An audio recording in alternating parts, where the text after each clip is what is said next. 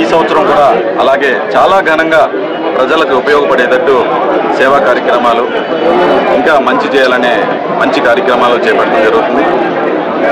అన్ని ప్రోగ్రాములతో పాటు ఈరోజు అత్యధిక ఇంపార్టెంట్ అయిన ప్రోగ్రాం గత 11 సంవత్సరాల నుంచి చేస్తున్నారు.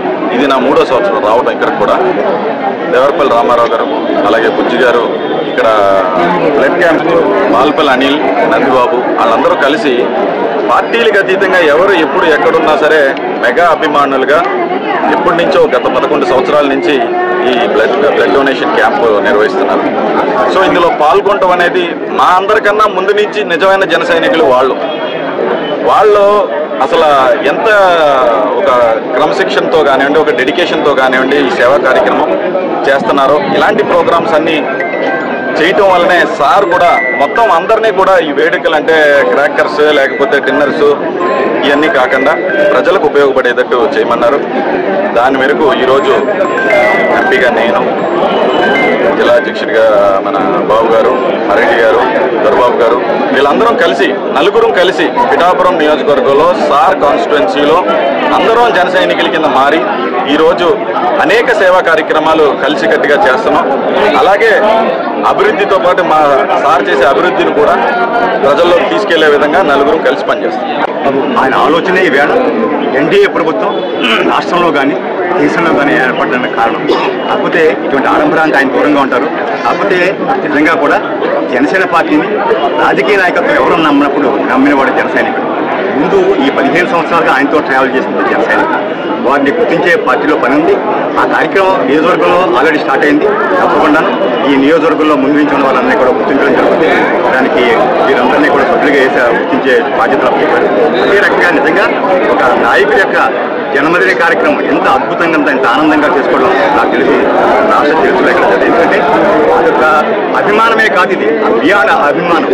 నిజంగా ప్రతి జన సైనికుడు కూడా పవన్ కళ్యాణ్ గారికి కనెక్ట్ అయి ఉంటారు. అంటే మధ్యలో మిడిల్ లేయర్ మీ నాయకత్వం అన్నా ఎప్పుడు ఇంటరాక్షన్ కనెక్షన్ మాత్రం వారిద్దరి మధ్య ఉంటుంది. అనుబంధం కంటిన్యూ అవుతుంది. అది అట్లానే ఉంటుంది. దానికి గుర్తింపుగా అన్ని కార్యక్రమాలు జరుగుతాయి.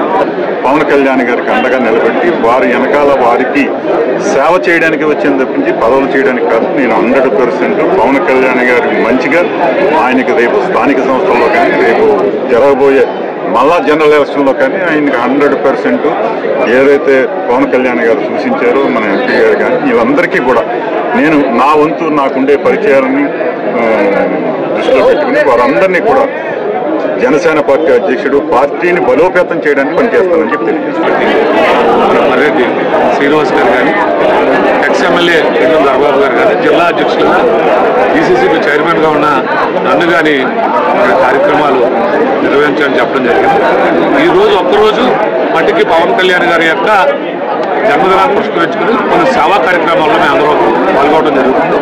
రేపటి నుంచి నాకు సార్ ఏదైతే ఇచ్చారో ఆదేశాలు అవన్నీ కూడా కార్యక్రమాలు చేయటం, జన సైనికులను గుర్తించడం, కొత్తగా వచ్చిన నాయకులను గుర్తించడం, అలాగే వివిధ పార్టీల నుంచి మా పార్టీలోకి వచ్చిన నాయకుల్ని, కూటమి నాయకులందరినీ కూడా కలుపుకుని వెళ్ళిపోయే దిశగా జనసేన పార్టీ అంటే ఒక రోల్ మోడల్గా నిలబడాలనేటువంటిది పవన్ కళ్యాణ్ గారి యొక్క ఆదేశం.